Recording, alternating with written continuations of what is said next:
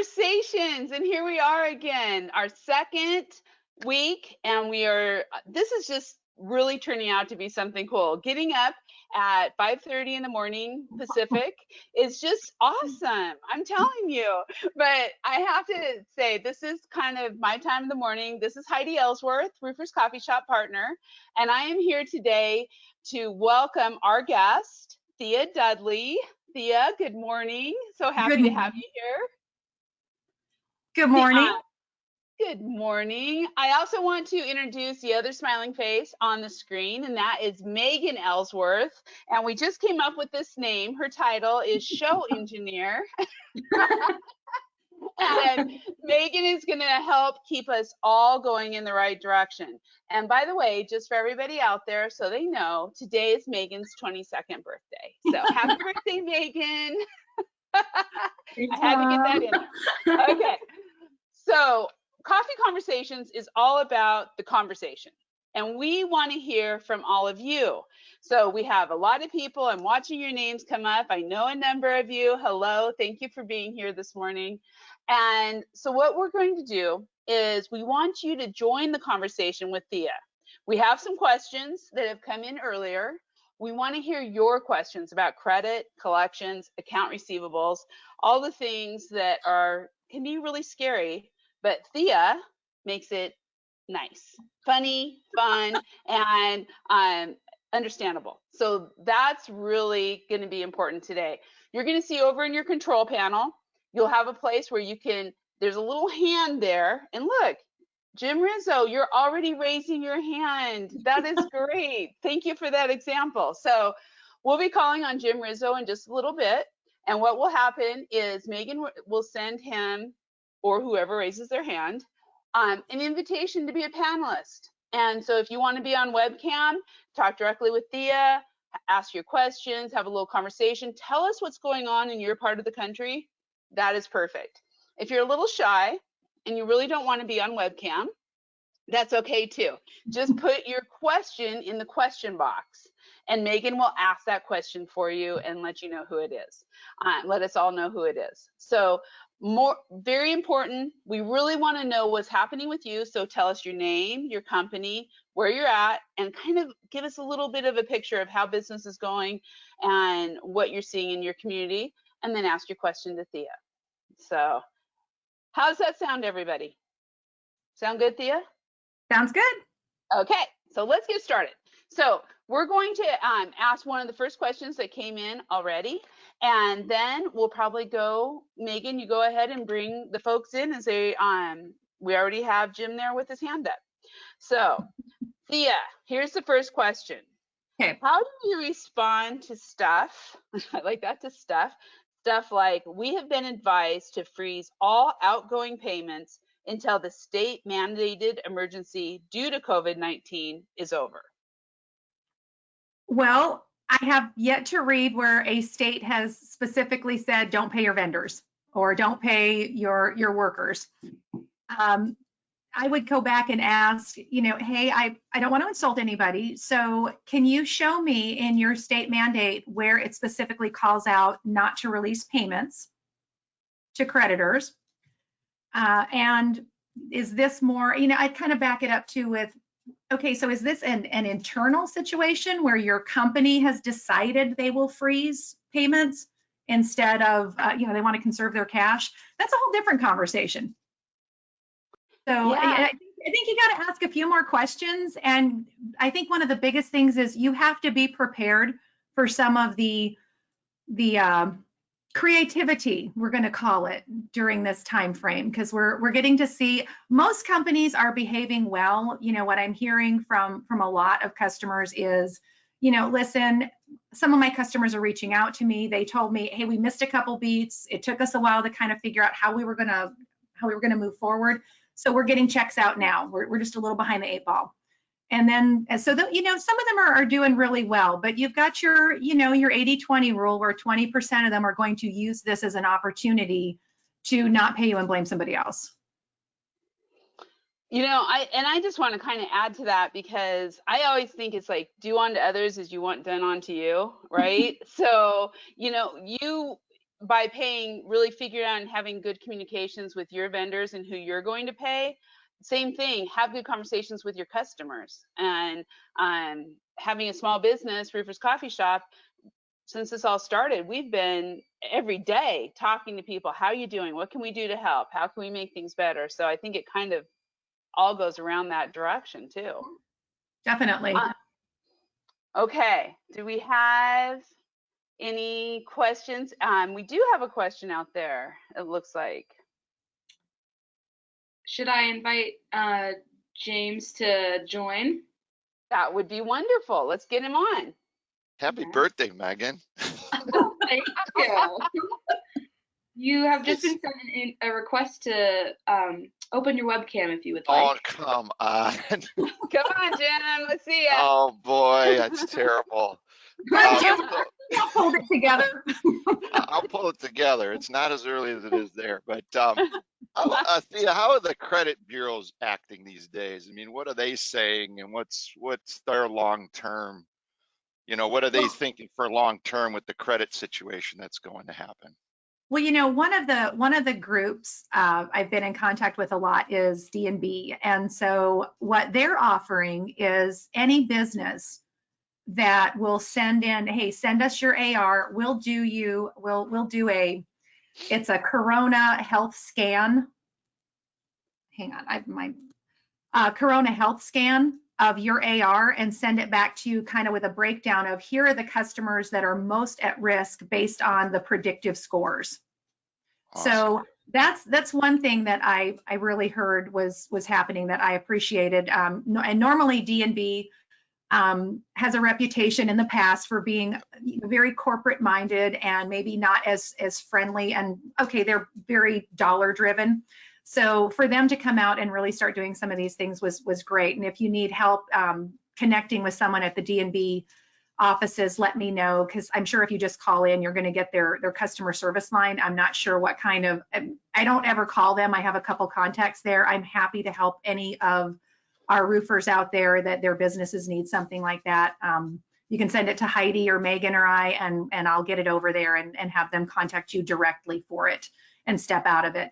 But Experian and Equifax, I'm sure will follow suit once they find out. So those are the kind of things that I appreciate them doing as a business. What we're hearing as far as people's companies and individuals' credit reports, you're not going to really see a lot of change or having it digress a lot until you get like maybe 60 days into this, where those numbers are really going to start coming in and you're going to start seeing who's not paying and who is. Thanks, Thea.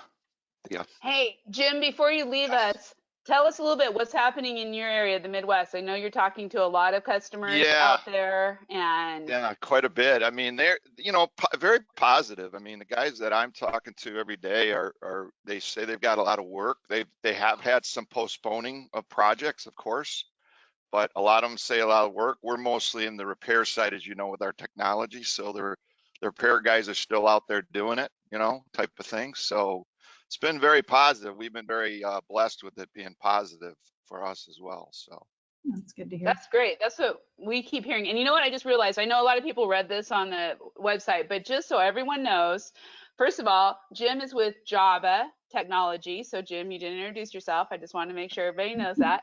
And Thea has, I mean, I know you all read this out there, but yeah. She has worked with SRS. She's worked with Guardian. She has her own consulting company now, all on credit, called Pocket Protectors. So again, I know I said she was super smart, which she is, but I haven't really said she has a business. So there we go. She can help everybody after this call too. So Jim, thank you so much. Thank you guys. Appreciate it. Do we have another one, Megan? Yes, Michelle Boykin is here.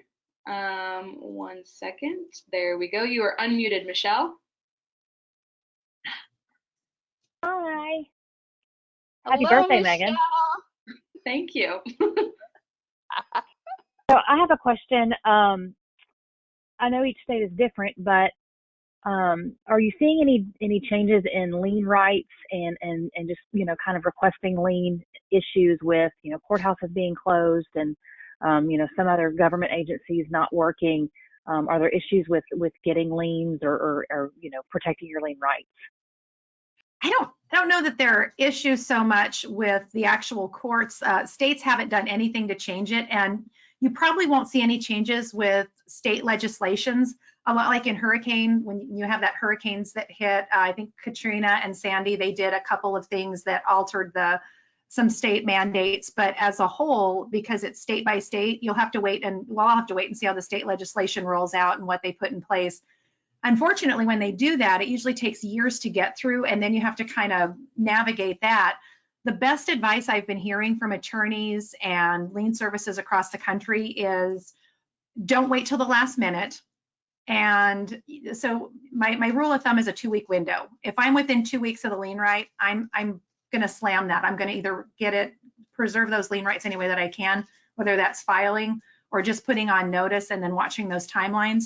But the best thing you can do is make sure that you're even if a court is closed, you can go online, and a lot of them will do e-filing or overnight it to where it is required a signature, because then even if the court isn't open, you can still show the court, hey, I did everything I could to comply with the time frames that I had to work with. And I'm so sorry, I'm Italian. We talk with our hands. I feel crippled without moving them around. So sorry about that. It's great. Thank you, Thea. With those lien rights, again, pull the trigger. Don't wait. Everything. Michelle, before you leave, I know you told us last week how things were going in Nashville. What's happening? What are you seeing in the market? It's kind of the same. We're treating everything business as usual. We've seen a couple of re-roofs kind of be put on hold. But other than that, we're just, we're keeping everything the same and trying to keep everything as normal as possible. So that's great. And I want to do just a quick call out. Michelle is going to be online tomorrow afternoon at noon Pacific, I think, and 3 o'clock Eastern, yes. with National Women in Roofing, and they're going to be talking about how to survive working at home with kids, basically. I know there's a much fancier title to it, but that's basically what they're going to talk about. So, Michelle, thank you for everything you do, and thanks for being here. Great question. Yeah, thank you. Michelle. Thanks. Okay, for everybody else, see how easy that is? Michelle and Jim, they both did it. So get your questions ready, raise your hand, put a question in the question box, and Megan will get you on the screen, big screen of life. See, I talk with my hands too, Thea. I'm so glad. I love this next question because I think this is really in everybody's mind. Is it okay to ask a customer, and so this would really go towards more commercial, much like Michelle Rackley Roofing, working with commercial, working with other businesses. But is it okay to ask a customer for proof that they have applied for an SBA loan before doing more work for them? Why not? If it's the same way when you ask someone for financials. If someone's asking you to invest in their company, and we're in a very unprecedented time, and I think a lot of it is how you have the conversation. If you come at somebody in attack mode, they're going to get defensive. But if they're telling you, hey, you know what, I'm trying to expand my footprint, or I'm keeping my business going, here are the things I'm doing, I don't want you to feel uncomfortable working with me. I don't think it's unreasonable to say, okay, so can you show me that you applied for it? Because I know you would probably never do this, but I've got to paper my file. And, again, the people that get upset about it are usually the people that have burnt me in the past, or they're so, I hate to say old school, because my dad did business on a handshake. It's just, that's not the kind of world we live in anymore. And when, that whole episode of, well, don't you trust me? Yeah, I trust you with the circumstances you're living in right now. But I can't predict, and neither can you, what's going to happen in 30 days, 60 days, 90 days. I'm asking you to give me some assurance too. I'm betting my company on yours because I'm already supplying things to you, whether it be product, services, whatever. So it's not offensive, but usually if someone gets red flags for a credit person is anytime someone kind of goes over the deep end and over the top about something you asked them. It's like, our spidey senses go off and it's like, what are you hiding? Yeah. So talk a little bit, I'm just going to kind of do a follow-up on that, but talk a little bit. You work with roofing contractors all the time. I know in both, when you were in distribution, you actually went out and worked in the offices with roofing contractors on putting their credit and their collections together and how that all worked. So talk just a little bit about what contractors should really be focused on right now. Like, if they're looking over their accounts receivable, if they're looking over their collections, what should they be focused in on? Your big word should be damage mitigation. That should be what you're looking at. So when you look at your AR, you're looking for who's the most vulnerable. So break that into 3 or 4 groups.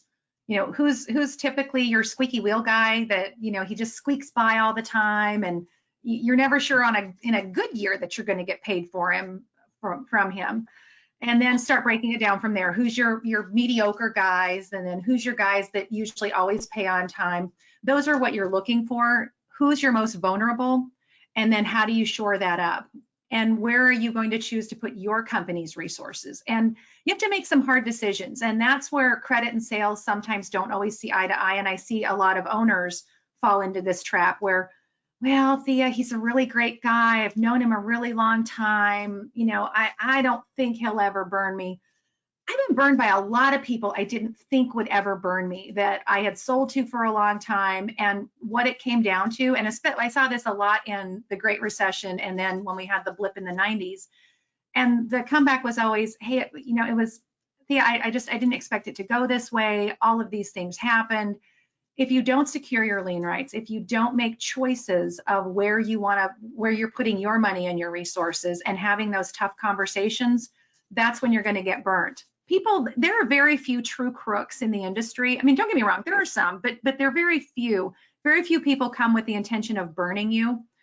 It's just a series of bad judgment, poor decisions compounded, and then circumstances that go with them. So you have to really be prepared to take care of your company.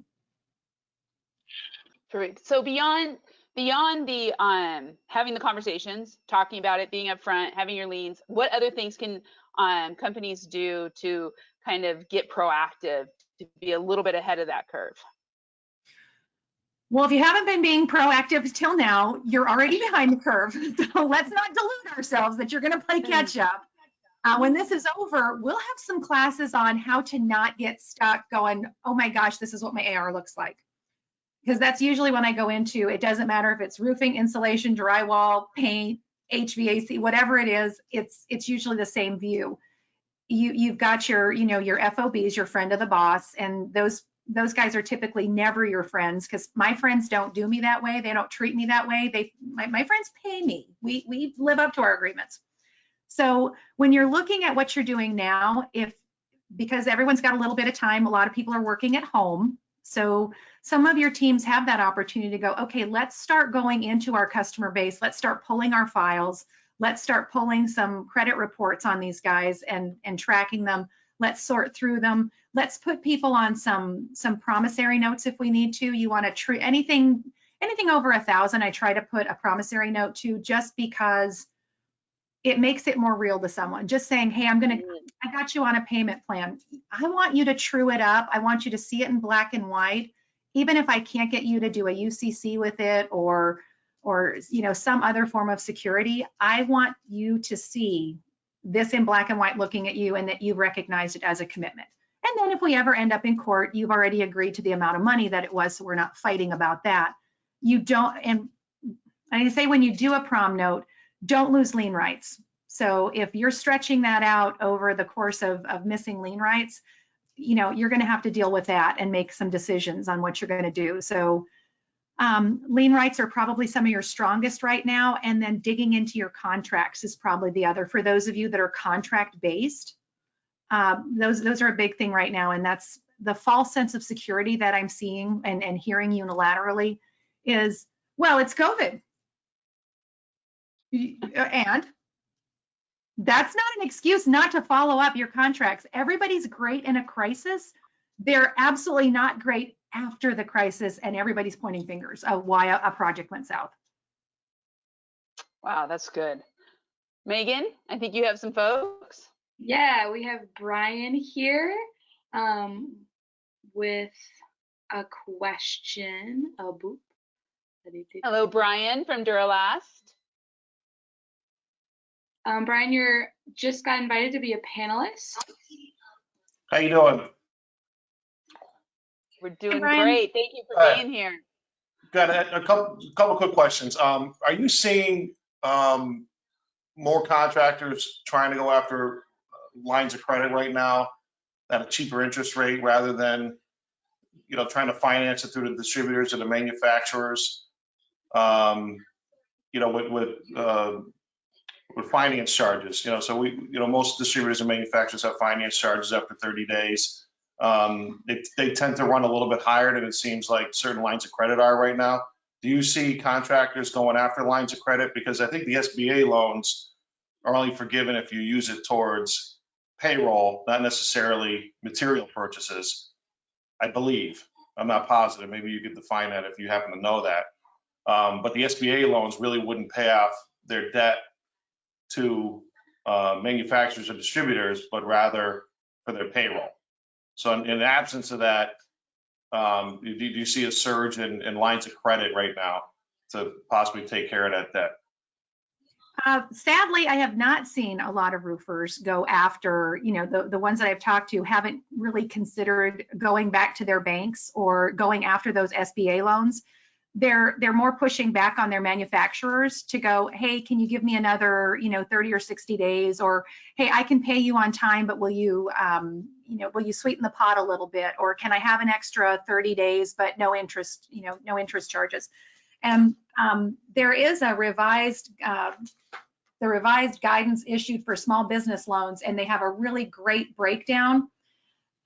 There was no serious restrictions on that. They're at a 3.75% interest rate at this time with, there's no loan origination fees or anything with it, and they're not putting restrictions on how you spend it. So those are the good things, but my advice to any roofers out there that are looking to expand that, and I love your question. Thank you so much, Brian, that get there and get into the SBA line sooner rather than later. So if you're not signed up on the SBA website and FDIC websites, I get about between 4 and 6 emails a day from those two entities, but there's such good information. They tell you what's going on with the banking industry. They tell you what's going on with banks. A lot of local or regional banks are waiving the draw limitations. So if you operate by a letter of credit draw system or a project draw, they're not putting those same restrictions that they normally have where they'll limit them to a certain dollar amount within a time period. They'll let you take out unlimited up to the amount of your line of credit. Okay, thank you. Wow. Sure. And Brian, I think you had another question too, right? Well, the other question is, and you started to touch on it earlier on the promissory note. The promissory note, you're talking that's probably a step down from a personal guarantee. Not necessarily. If a personal guarantee is only worth anything if somebody has some personal stuff to get. So what I like about the personal guarantee is I'd like to see if someone is willing to put their name on the line. If they balk and they're like, well, Thea, I incorporated, so I wouldn't be liable. It's like, yeah, that's a red flag for me. What you're telling me is you're okay investing my money, but you're already planning your exit strategy and you don't care what happens to me. You're insulating, which I get, but that doesn't really make me want to, go out on a limb for you. I like the promissory note because it takes that, and you can do them in conjunction. It's like, look, I need you to sign on the dotted line with a personal guarantee for your company as well as for you. And, what can we put with this prom note? I want to have that dollar amount. If you owe me $15,000 or $50,000 or whatever it is, I want that captured so that if we go to court, I don't have to fight over how much it was. That's all trued up and I've got you lock, stock, and barrel.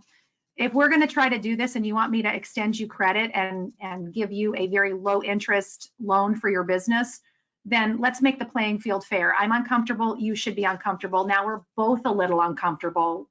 Now it's fair. Okay, thank you. Sure. And you know, Thea, I really liked Brian's. Brian, thank you. I really liked Brian's comment about, are you looking in other places? I mean, right now the news is all SBA, and I think it is good. Although I've heard from contractors around the country that there are some things with revenue, how much you make, if it becomes a grant, if it stays a loan, all those kind of things. So talking to someone like you or Cottney Construction Law or the experts in the industry, I think is really important. But that, you know, I have to say, I personally have been doing my work with 0% loans and 0% out there and kind of putting some things in place, because who knows where we're going. That's probably, I mean, I know that's a little ways from credit, but really looking at these for these businesses, I think that's important. Well, and I think a lot of times, because SBA is so in the forefront, it's push, push, push, you overlook your local banks and who you have a banking relationship with already. And you go in there and you sit down and you show them, look, here's my financial picture. Here's what I've put in place. Here's what I'm doing. If you're following, that's why that FDIC website is so important. If you're following what they're putting out there, they've really encouraged the banks to relax. So it's almost like you're seeing a pendulum shift where, you know, in the recession, we put all of this legislation in place to make it hard for anybody to get a dollar out of the bank without enough paper for a small fort. And now they're trying to move it the other way to go, hey, can we relax this a little bit? Because we've got to get money out there. So it's interesting to watch how that's all unfolding. So again, I would recommend get on that FDIC website, get those updates, but don't overlook your local banks. I mean, they're actually in a very good position to be able to help you. That is great. Yeah, you're right. It's finally kind of on the other shoe. It feels like it's been the other way for so long. Now they're out there. You know, we're in demand. Got a loan. Anybody that's gone for a loan lately, it's like, oh, it's like a colonoscopy. You're like, this was so painful. I don't even know if it was worth it. It's not. But now all of a sudden they're like, oh, we want you. So, I think it's interesting too. And one of the questions, and you kind of touched on it, but let's just make sure we really do this, is one of the questions we had here was, what websites are best for information right now? And you just talked about that you're on email lists with SBA and some different folks. So where should people be looking for really good information, websites, and also notifications? FDIC is one of my favorites. SBA is another good one. I sign up with several different lien companies. So NCS Credit right now has a great feature on their website that's a COVID and your county update. So it's telling you what's going on with your courts, and that's directly tied to your lien rights. And so the folks over there did a really nice job at because it's changing so quickly. You've got one day a court, might be open. The next day they're not open for walk-in business, but they're still technically open. They're not hearing court cases, but they're still, moving paper. So that's been a huge help for me to help my customers navigate through that. I can go onto that website and get that. And so keeping tabs on what's happening there, those are three of my favorites. Anytime that you can get onto a National Association of Credit Management website, there's lots of podcasts, webinars, information there that they're pushing out in regards to credit right now. That is really good. I think, we've been really trying to have a lot of that information. We have the COVID page on Roofer's Coffee Shop, COVID-19. You notice how it keeps getting shorter and shorter. I'm ready to call it a CV now. Like, let's just get past all these big words. But we have all that information on there. So we will, Thea, let's work together. You're an RCS influencer. You've just written some great articles on this, but also maybe we'll pull some of that information that you just talked about, and we'll get it onto the website too. So onto the coffee shop, so people can find it. I will share those over for you. We'll pull some more websites together, and I'll reach out. Again, Dun & Bradstreet, I think, is doing a great thing breaking down the accounts receivable listings. It's really been a great help. You've got NCS Credit doing their update for liens. I know there are lots of other lien companies out there. I know that a lot of the collection, especially in our industry, collection agencies have kind of put out some information where they're they're not saying, hey, we're giving people a free pass, but they're approaching it a little bit different. And so you're seeing how everybody's trying to work through this and share that information without losing sight that you can't be so afraid of dying that you forget to live, and you can't be so afraid of conducting business that you don't ask the hard questions and have those hard conversations. Protecting your business in the long run, which protects your families, which protects your employees. So I just want to remind everybody out there again, I see a lot of great folks out. I see Lindsay and Minnie and Seth and Ashley and Brittany. I'm not putting all the last names to it, but I see you all out there. If you have questions, raise your hand, or even comments, raise your hand or write a question and we'll get you in there. But I have another question. I think this is a really good one. This came in earlier this week. It says, I have a few customers who see this as an opportunity to expand their business and want us to do more work. How do you handle this? I love that. Yeah, I loved that too. You know, I love people who are opportunistic. I think that's great, but the good side of that is it helps us all grow. The downside of that is I can't allow you to grow your business on my business's back without there being a mutual benefit. So if they're coming saying, hey, I've got this opportunity, I want to be able to grow, I'm going to need you to give me, you know, additional time to pay, or, you know, whatever they're asking for, increasing my line of credit. Show me some financials. You know, show me what you got there. Tell me what your survival of this particular pandemic looks like. What have you put in place?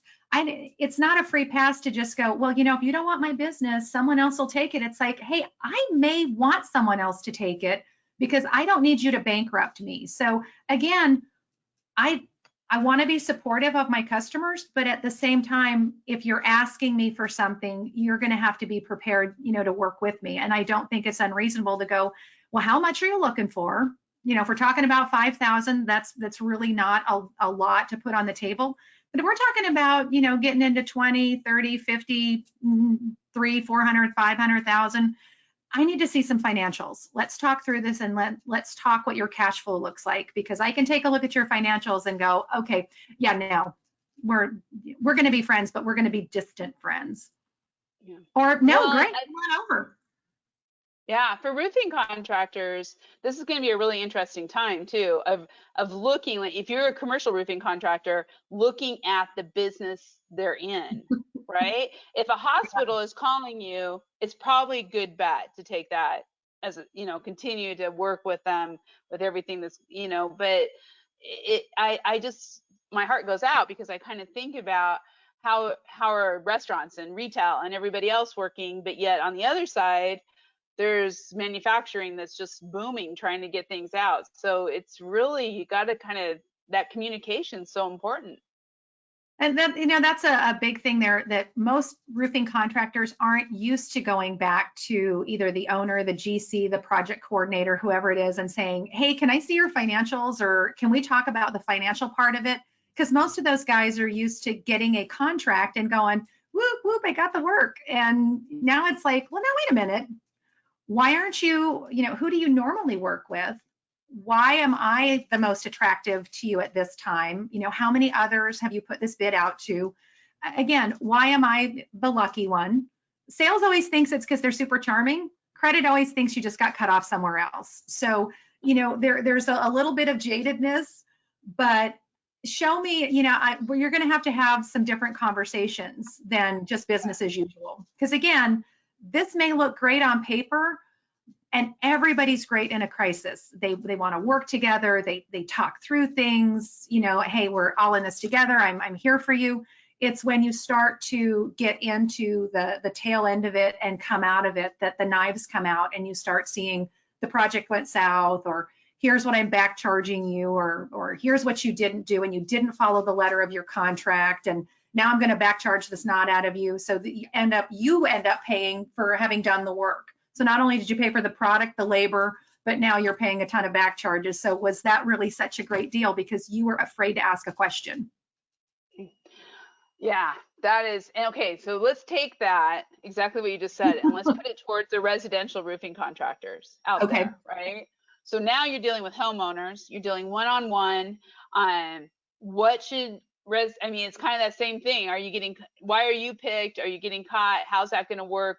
What should the residential roofing contractors be doing different, if maybe not anything at all, but different now, to make sure that they're protected because everybody wants to get roofs, right? We want to keep the pipelines full. So what's some advice for them?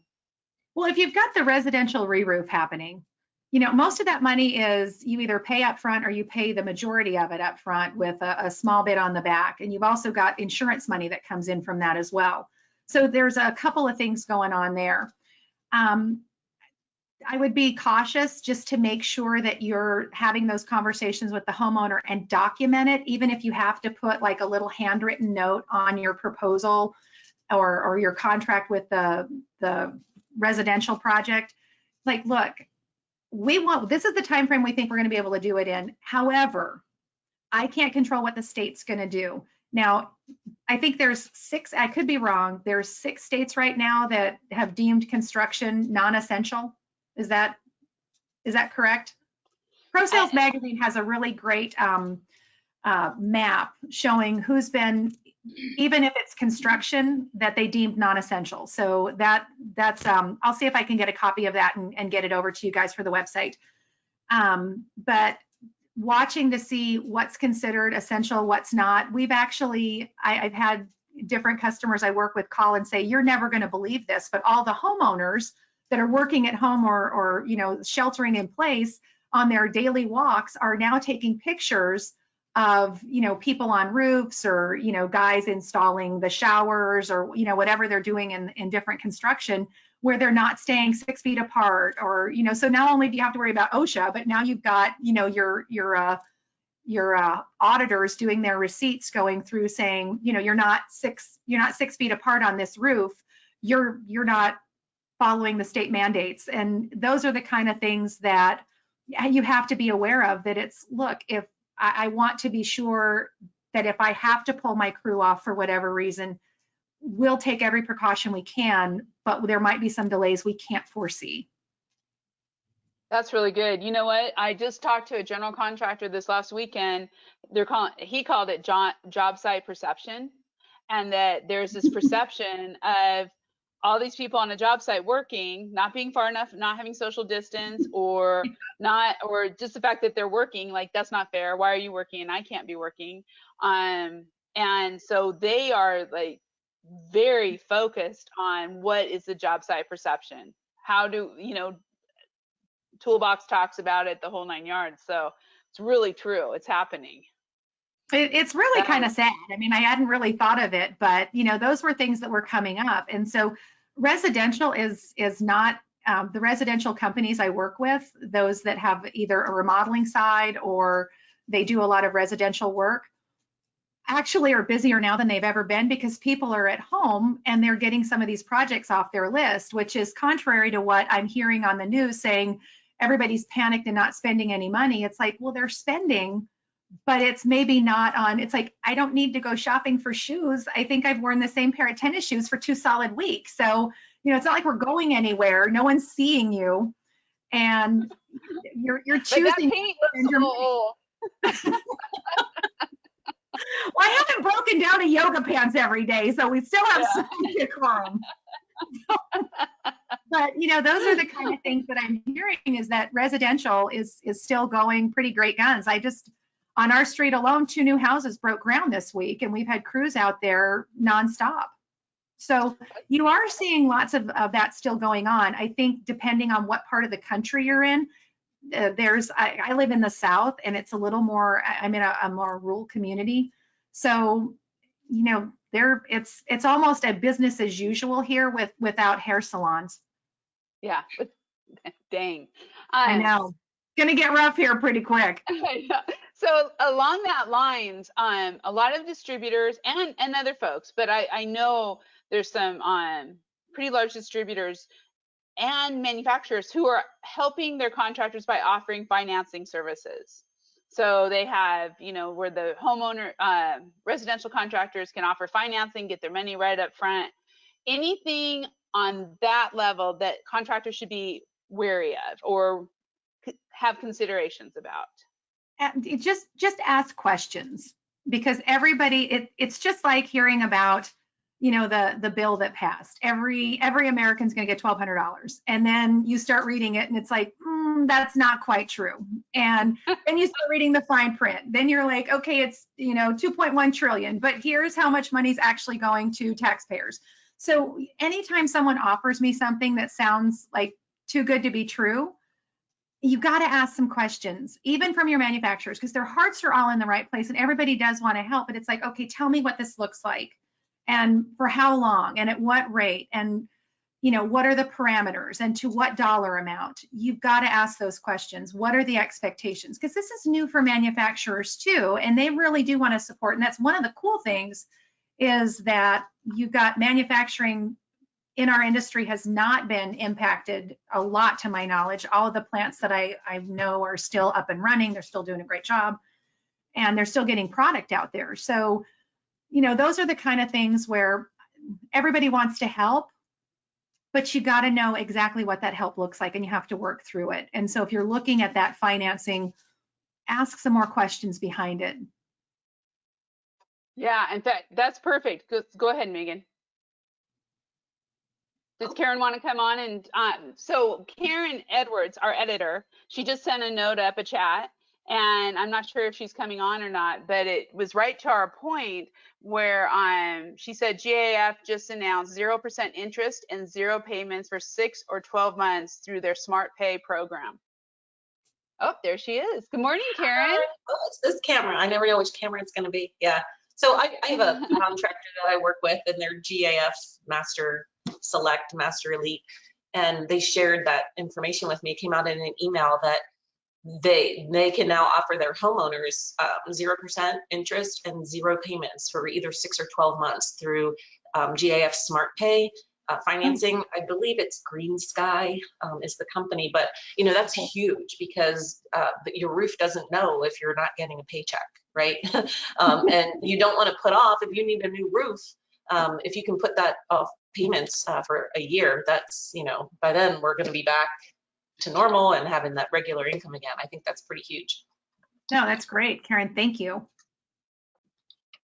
And so along that lines is just check it out. And I know that there's distributors out there. I know there's other manufacturers. That's just an example, but I mean, that's huge and can really help with that remote sales in getting in front of the contractors, because they're going to be roofing. And that was one other thing, Thea, that I just wanted to mention on this before we move on to our next topic. But hailstorms, hurricanes, roofing season, it's all here. It's right around the corner. And again, like Karen said, it doesn't care if there's COVID or not, right? I mean, hail's still going to hit the roofs. Hurricanes are still going to blow roofs off. Any thoughts on prepping credit and collections for that, with that overlay of what's happening right now with COVID? Well, and that's what's sad, is that we do have weather related things happening across the country, but they barely make the news. Tennessee still has a lot of fallout from, the hurricane that blew through there, and yet you don't hear a lot of anything on the news there. It's all COVID. It's not that I don't think that it's a very serious situation, but we still have to keep focus on there's all these other things happening as well, and how do we deal with them, and that some areas are multi-layered. So when you're looking at that, I think every resource that you can possibly use, and that's where we're talking about, look, you might not be able to be proactive in your entire credit and collections program and financing, but you want to be able to go, okay, let's look through this and let's see how we can start laying the groundwork for that. So let's qualify our customers. The other thing is have lots of resources. I don't think it's a one and done. I don't think you can pick, okay, I'm going to do SBA and life's going to be great. You might want to go lay out your local bank, get with your manufacturers, check out all the programs that are available, and then, make sure you're covering those lien rights, make sure you're serving your notices. And there's a service for those, like if like with hurricanes and any kind of acts of nature like that, a lot of times folks have a deductible. So, you know, they might not be able to lay that out. So I know there's a company that came online about, I want to say about a year ago, FMD. I think, Heidi, you've talked to them a little bit, and they put their financing piece in place where a customer, a homeowner, can make a monthly payment on the deductible instead of having to lay out that, you know, $1,000, $2,000, $3,000, whatever your insurance deductible was. They can make those payments over time. So that's another resource. I think there's a lot of unconventional things coming through, and I think a lot of it is just getting yourself familiar with it. And credit departments have to be more than just, you know, pay me and dialing for dollars. You've got to be offering some different services to set yourself apart, and you almost have to be a resource to help educate your customers as well. Yeah, I really think so. And I think the getting on what you said about talking to your manufacturers, but also talking to your distributors. I mean, you know, this has been your world, right? Roofing contractors should be, as they're getting ready to go into season and they know that there may be some big surges due to hail or hurricanes or wind or whatever it may be, or just, you know, demand, they need to have those good conversations that they can get the supplies they need. I mean, we are already hearing that roofing nails are hard to get, and we don't want a toilet paper situation. So having those conversations ahead of time with distribution and making sure you have good credit, that side of it, right? Well, you know, it was always befuddling to me that somebody waited till the 11th hour and then said, you know, Thea, I have a $500,000 line. I really need $1 million. It's like, I need to lose 20 pounds. You know, we all have our issues. So why didn't you come to me sooner rather than, you know, than when you're waiting for a truck to roll out of here?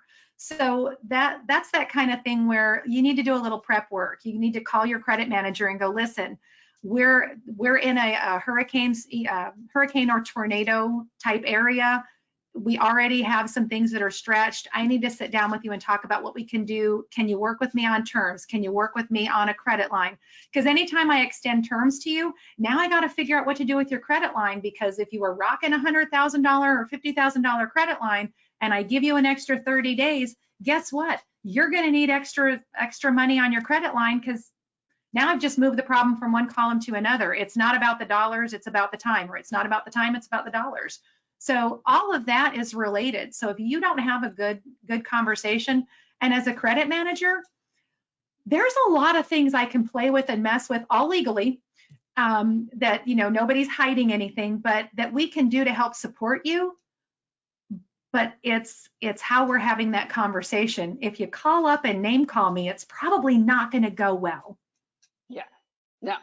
And, you know, I mean, having been in sales most of my career, I always tell people in sales and in marketing, you should be best friends with the CFO if possible, and you should be best friends with the credit and the accounting department. And so I think, you know, just for roofing contractors, you may be talking to your salespeople from your salespeople for manufacturers or distribution, but a lot of times those salespeople, they're selling, right? And we all know that. I can say it because I am one. And so asking to have your salesperson introduce you, you should probably already know your credit people, but if not, that's really a good thing to do right now, to get to know them, build that relationship, and kind of put that together. Oh, definitely. I mean, that was probably my favorite. That's my favorite part of credit, is getting to sit down and go, okay, let's talk about how we can grow your business, or let's talk about how we can get your business back on track. But your credit manager can really help make that happen, because they can go to bat for you and fight for you. But you've also got to be prepared for the other conversation where it's like, look, I saw your credit scores. You don't look spectacular. It's not tragic, but let's talk about how we can build this. And here's what I'm going to need to help that happen. Here's how we can work together to put some things in place. And then I need you to start having those lean conversations with your customers, because a lot of times your roofing contractors will push back and say, well, I don't want to offend the GC. The GC doesn't like it. Okay, you know what? There's a lot of things that people don't like. However, this is good for both of us, because if something happens on this project and it goes south and I didn't preserve my lien rights, the only place I can go is to you. And we may not end up being friends because I rarely stay friends with people that I have to sue. They, I'm okay with it, but they tend to get a little aggressive about it. Oh, yeah, don't like that. That's not good. That's not good at all. I've had a lot of things thrown at me over the years.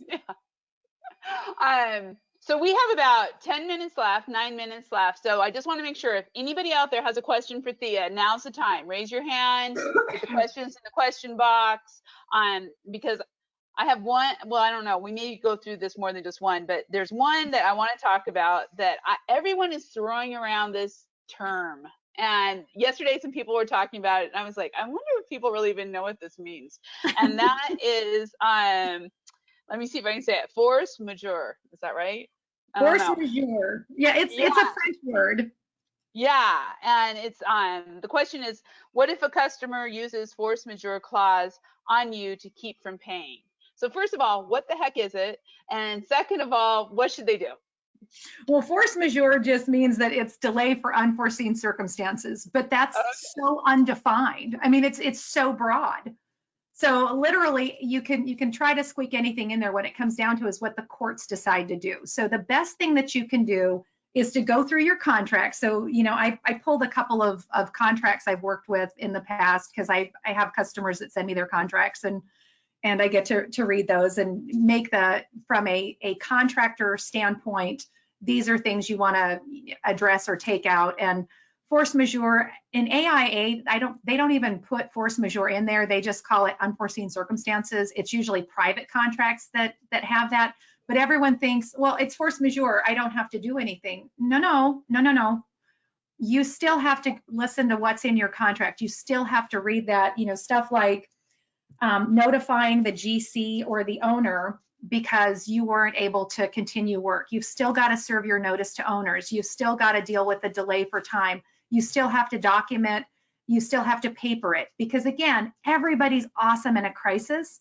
Where they get not so awesome is after the crisis. And again, it's the finger pointing and who's really to blame. And well, it was COVID. Well, let's start splitting hairs. What's the date on it? When did you stop? When did you start? And if you're going by your awesome memory, yours might be great. Mine is not. Document every conversation, date it, time it. It's a simple, you can open an Excel spreadsheet in your computer and just keep a running dialogue. Open a new tab for each customer if you need to. There's a million ways to capture the data. But what you want to do is make sure most clauses they apply to epidemics. They don't address pandemic. And it teeters on even a word. So, and again, I'm not an attorney. I get to spend a lot of time with them, which doesn't say a lot for my friend circle. But you've got that pandemic is not included in that. And, we just haven't ever had to. Now, I think you'll start seeing it more and more in contracts because once you experience something, that's why when you get a credit app from one of your distributors or manufacturers, it looks like it's 3 pages long. Every time something happens, we end up papering stuff in there because we're trying to. Contracts and credit applications are basically, your rules of the road for how we're going to play this game. So when you're looking at that, you have to still follow your rules of the road. So, extensions of time are typically an exclusive remedy for force majeure delays, but you've got to have the conversation and you've got to document it. And if you can paper it and put some sort of notice, normally there's a mechanism in there for what kind of notice. I have my little cheat sheet of what I have told my guys to look for. Here's your supply chain issues, your damage for delays, common law remedies, termination or suspension, who's terminating it, why is it covered, what are the restrictions, and then your various contract forms, whether it's an AIA, whether it's private. And, AIA way back in the day, when they changed it, you used to be able to see that red line. I don't know anybody that's worked with AIA. They had a red line that you could see where it was changed, and now you don't. You just have to be familiar with them. So there are certain things that I look for in those documents that, as a contractor, I zero in on to make sure that we're positioned well and that we're addressing what we need to address. But don't overlook those. Please don't fall into that. It's pandemic. Yeah. Or You gotta as keep one things going. customer told me, he said, "Don't worry about it, Thea. It's the beer virus. It's going to be okay." And I said, "Okay, as clever as I think that is, you're No. really worrying me that you're not going to be around because you're not taking this seriously and you're not doing anything to help yourself. And I'm not sure why you're paying me because you don't listen." Not that So, I'm not, but it's like, on that note, I would like to just kind of summarize here. So really what I'm hearing is that good communication with your customers, commercial, residential, whoever you are, good, upfront, make sure you have the right documentation, that you're really looking at that and you're having good conversations. 2, good conversations with your vendors, whether that's distribution or manufacturing or whoever it may be, having those not just conversations the and salesman, giving yourself not that. just your salesman. Get your Not credit just your people. salesperson, not just your salesperson. That's true. Remember, not just men. Yeah, That's yeah. it's a general term, not your sales. Get your credit, folks. And then also, kind of look into the programs that are out there, right? Talk to your bank, Yeah. talk to your manufacturers, like with financing, work through that. And if you need help, talk to someone like you, Thea. So can Reach you out. kind of let everybody know how to get a hold of you? I know they can find you on Roofer's Coffee Shop, but give them a little bit more of how to get a hold of you if they need help. You can go to my website is www.pocketprotectorsllc, or you can just email me, thea@creditoverlord.com. I think my phone number, everybody on the planet has it, 864-201-5465, or you can find me on Roofer's Coffee Shop. I do write a credit advice column for LBM Journal as well. So, if you plug any of those forms in, you're going to find me. And I'm happy to help. And if you had a question you weren't comfortable asking, or you need a little bit more build out on it, or it's something very specific, this industry has been incredibly good to me for 30 years. I am happy to help any of them out there. My dad was a contractor, and that's always been where my heart is. Even though I've spent most of my time with distributors and manufacturers, it's with the contractor. That is great. And just so everyone knows, Thea has a directory on Roofer's Coffee Shop. If you go to her directory, all that stuff that she just said, her email, her phone number, her website, is all in her directory, along with articles that she's been writing as an RCS influencer. And all the stuff we talked about today, you're going to send, and we're going to get that on the directory too, so that they can find this information. Yeah, I gave you homework. So I want to thank everybody for being here today. Again, my name is Heidi Ellsworth. We had Megan as our show engineer, and a special, special thanks to Thea Dudley for really sharing wisdom. I mean, that's what this is all about. And I thank everybody who asked questions, who got on the video cam, and this is really what we're talking about, is engagement and conversation as we get through this crisis. So next week, I am really excited to let everybody know that our guest star will be Reed Ribble and McKay Daniels of NRCA. And they will be here to answer questions on what is happening on a federal level with advocacy, what's happening with NRCA, how contractors can, one of the questions I want to ask, how can contractors still be taking advantage of their pro-certification training right now, and pro-certification and then also training. I'm supposed to have those in 2 separate things. But a lot of great questions, so be ready. This time, same bat channel, next week. Reed Ribble. Thank you, Thea. Thank you, everybody. Thank you, everybody. Thanks, Thea.